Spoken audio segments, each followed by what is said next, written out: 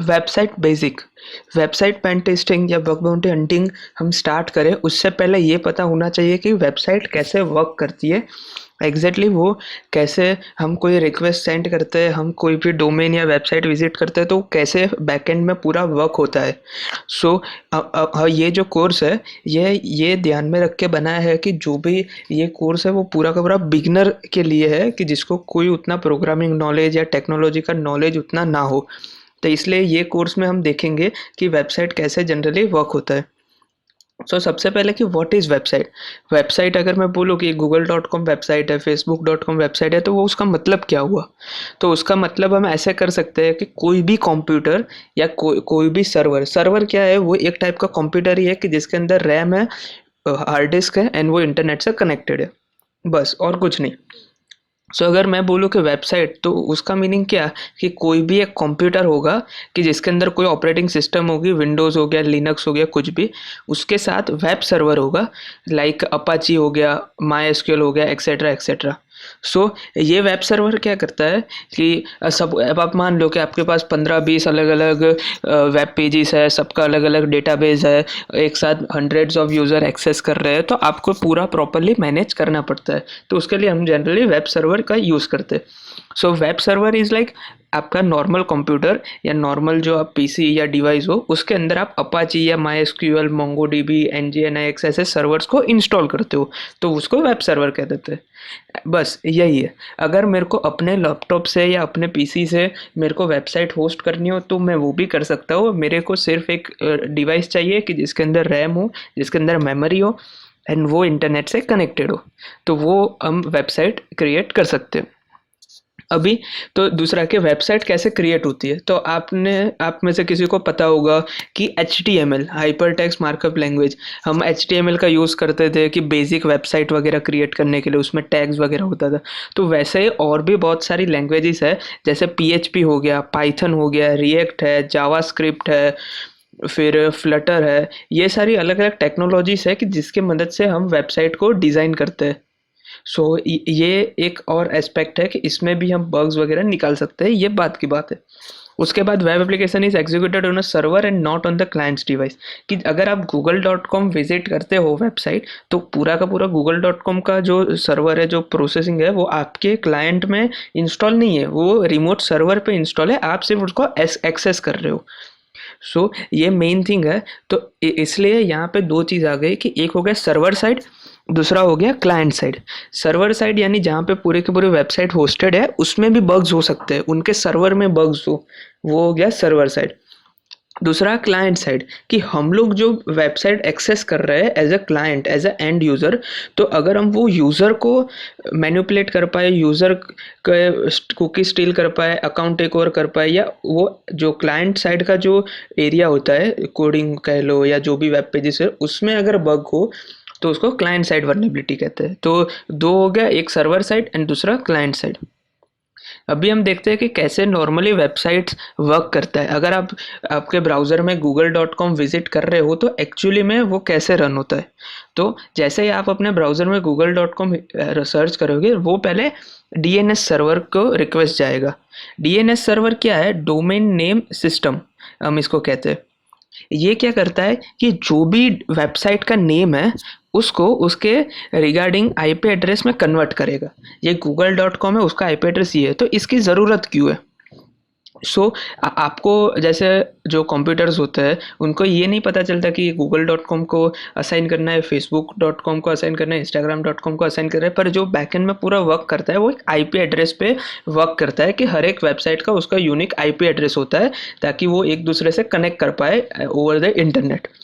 तो इसलिए इसमें डीएनएस सर्वर का रोल आता है। इनके पास क्या होता है, ऐसा पूरा का पूरा डेटाबेस होता है कि google.com तो 172.217.160.174, facebook.com तो 217 डॉट दिस, instagram.com तो दिस, तो इसके पास पूरा ऐसा डेटाबेस रिकॉर्ड होता है। तो आप अगर आप एंड यूज़र हो तो आपको ये सारे के सारे जो वेबसाइट है सबका आपको आईपी एड्रेस नहीं पता होगा। अगर मैं आपको आपका अगर हर रोज़ का गूगल है, फेसबुक है, इंस्टाग्राम है, स्नैपचैट है, जीमेल है, गूगल ड्राइव है, ये सारी वेबसाइट विजिट करनी हो तो आप सबके ऐसे आईपी एड्रेस याद नहीं रखोगे।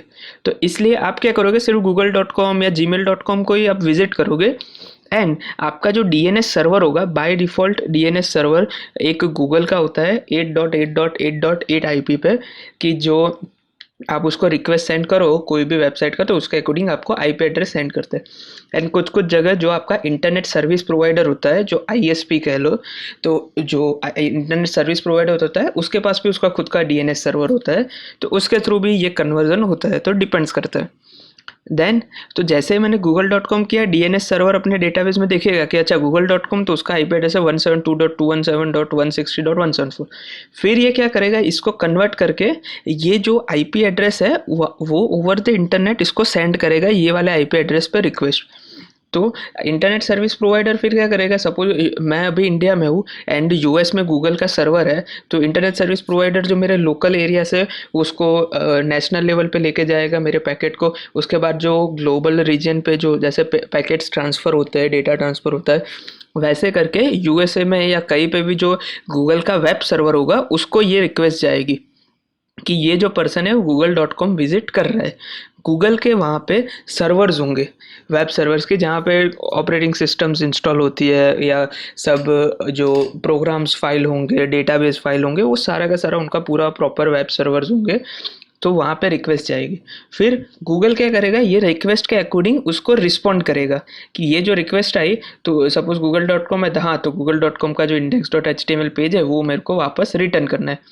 तो वो जो पेज होगा वो वापस जाएगा इंटरनेट सर्विस प्रोवाइडर जो होगा उसके पास, एंड उसके पास से आपको मिलता हुआ डायरेक्ट आपके पास जो क्लाइंट होगा उसके पास ये पेज की इन्फॉर्मेशन आ जाएगी। तो ये एक जनरल सिनारियो है कि कैसे कोई भी वेबसाइट होती है वो वर्क करती है। जैसे कि अगर हम देखते हैं कि अगर आपको ऐसे कोई भी का आईपी एड्रेस फाइंड करना, तो आपको क्या करना है, आपका टर्मिनल ओपन करें, कोई भी विंडोज़, मैक, उबंटू, लिनक्स का लिनक्स कोई भी हो, आपको पिंग कमांड यूज़ करना है, पिंग स्पेस। अगर मैं google.com करता हूँ तो ये क्या करेगा, आईसीएमपी पैकेट सेंड करेगा एंड उसके लिए ये डीएनएस सर्वर से इसका आईपी फाइंड करेगा। तो आपको मिल गया कि ये जो आईपी एड्रेस है ये जो वो गूगल का है 142 समथिंग, ठीक है। फिर अगर सपोज मैं फेसबुक का करता हूँ तो पिंग facebook.com, तो आपको ये फेसबुक का मिल गया आईपी एड्रेस। एंड जो अगर आपके स्मॉल वेबसाइट होगी या लोकल नॉर्मल वेबसाइट होगी तो उसका क्या होगा, जनरली एक ही आईपी एड्रेस मिलेगा। पर अगर आप गूगल का देख लो तो वो वर्ल्ड वाइड है, तो उसका सिर्फ जो डेटा सेंटर होगा सिर्फ यूएसए में या वहाँ पे नहीं होगा, उसका ग्लोबल ही होगा। तो अगर आप कई बार देखते हो तो google.com की जगह google.in होता है, .us होता है, .ca होता है। तो ऐसे उसके अलग अलग कंट्रीज़ में अलग अलग वेब सर्वर्स होते हैं एंड वो उसके अकॉर्डिंग आपको आईपी एड्रेस देगा। सपोज आप आपका वीपीएन चेंज करके यूएसए का करते हो एंड देन अगर ट्राई करोगे तो आपको कोई और आईपी एड्रेस मिल सकता है। एंड अगर आप इंडिया में हो एंड फिर ट्राई करोगे तो हो सकता है आपको कोई और आईपी एड्रेस मिले। पर ये कब, जब वो वेबसाइट बहुत बड़ी हो, उसके पास मल्टीपल वेब सर्वर्स हो अलग अलग, तो उसके लिए। पर अगर जैसे नॉर्मल वेबसाइट हो, लोकल यूनिवर्सिटी वेबसाइट हो गई या नॉर्मल शॉपिंग वेबसाइट हो गई, तो उसमें जनरली ऐसा नहीं होता, आपको एक स्टेट की आईपी एड्रेस मिलता है। सो ये था पूरा कि कैसे एक वेबसाइट वर्क करता है। अभी हम देखेंगे possible way to hack a website, हम कोई भी वेबसाइट को कैसे हैक कर सकते हैं। सो उसके लिए हम क्या करेंगे कि फर्स्ट थिंग, कि जैसा कि मैंने बोला, या तो जो वेब एप्लीकेशन यूज़ हो रही है उसमें बग हो सकता है, या तो जो उनका सर्वर है वहाँ पे बग हो सकता है, या तो जो क्लाइंट साइड पे है वहाँ पे बग हो सकता है। तीन अलग अलग पॉसिबिलिटीज़ हैं। जैसे कि अगर आपका जो वेबसाइट है वो पुराने वर्डप्रेस के वर्जन पे रन कर रहा है, या फिर कोई ऐसा मैनेजमेंट सिस्टम यूज़ कर रहा है, कोई कैंपस मॉडल टाइप का कोई सिस्टम यूज़ कर रहा है कि जो बहुत पुराना वर्जन है, तो ऑब्वियसली उसमें बग्स होंगे, उसमें कोड इंजेक्शन हो सकता है, एसक्यूएल इंजेक्शन हो सकता है, क्रॉस साइट स्क्रिप्टिंग वगैरह बग्स हो सकते हैं। सो एक पॉसिबिलिटी ये होती है कि जो आपका जो एप्लीकेशन वो वेबसाइट के ऊपर इंस्टॉल्ड हो उसमें बग हो। सेकंड, आपका जो कंप्यूटर या वेब सर्वर होगा उस वो एक ऑपरेटिंग सिस्टम के ऊपर रन कर रहा होगा एंड उसके साथ और भी सारी एप्लीकेशंस वगैरह रन होती होगी। जैसे मैंने बोला कि एक वेब सर्वर क्या है, एक कंप्यूटर या पीसी कह लो, डिवाइस कह लो, कि जिसके अंदर एक ऑपरेटिंग सिस्टम भी इंस्टॉल होगी। सो मान लो कि आपका लिनक्स का या फिर मान लो आपका विंडोज़ का सर्वर है, तो अभी मान लो कि वो विंडोज़ का सर्वर कुछ पुराने वर्जन्स में इंस्टॉल्ड है, तो अभी क्या होगा कि कोई भी अगर आपके सर्वर की डिटेल निकाल लेगा कि ये जो आईपी एड्रेस है उस पर कौन सा वेब सर्वर रन करे, तो उसको पता चल जाएगा कि ये तो पुराना वाला वर्जन है। तो मैं क्या करूँगा, सिंपल गूगल पे जाऊँगा, वो पर्टिकुलर वर्जन के जो वल्नरेबिलिटीज होगा वो फाइंड करूँगा और सीधा मैं उसको वेब सर्वर को ही अटैक कर दूंगा।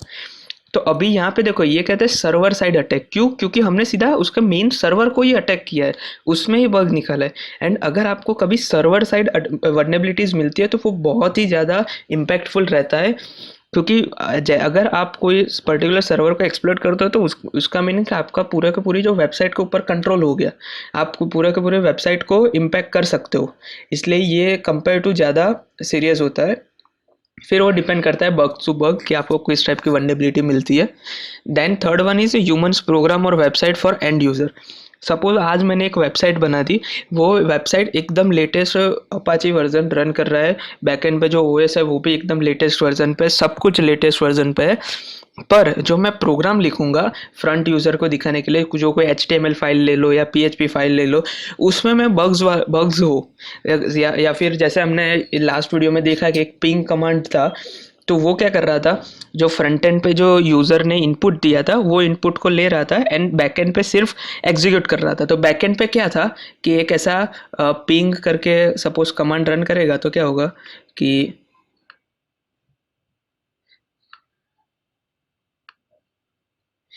ओके, एंड एक फ्रंट एंड पे आपने देखा होता तो एक ऐसा बॉक्स था, तो वो बॉक्स में मैं जो भी वैल्यू रखता ना वो डायरेक्टली पिंग कमांड के साथ इसको अटैच करके एग्जीक्यूट कर देता था। ये प्रॉब्लम था। पर इसको सॉल्व कैसे कर सकते हैं? इसमें अभी बैकएंड की तो कोई गलती नहीं है, सर्वर तो हमारा एकदम लेटेस्ट वर्जन पे रन कर रहा है, सर्वर की कोई गलती नहीं है, जो बैकएंड पे सारे एप्लीकेशन है वो तो सही है। तो ये प्रॉब्लम हुआ क्लाइंट साइड अटैक का, कि जो हमने एंड यूज़र को जो फंक्शनैलिटी दी कि सपोज यहाँ पे यूज़र एक रिस्ट्रिक्ट कर सकता है कि यहाँ पे सिर्फ जो उसका आईपी एड्रेस हो वही यूज़र एंटर कर सके, सिर्फ नंबर, एंड वो भी 0 to 255 के बीच में, और वो भी 4 नंबर और बीच में 3 डॉट्स।